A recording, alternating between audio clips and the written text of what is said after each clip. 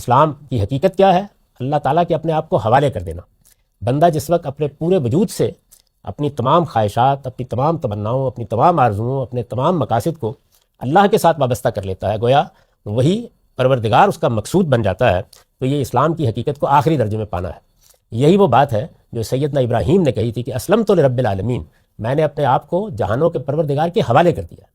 تو ایک بندہ مومن دنیا میں جیتا ہے، اپنے معاملات انجام دیتا ہے، کاروبار کرتا ہے، بچوں کے معاملات دیکھتا ہے، اپنے مقاصد کے لیے جدوجہد کرتا ہے، لیکن اس احساس اور شعور کے ساتھ کہ میں اس پروردگار کے حوالے ہوں، یعنی میں نے اپنے آپ کو اس کے لیے خاص کر دیا ہوا ہے۔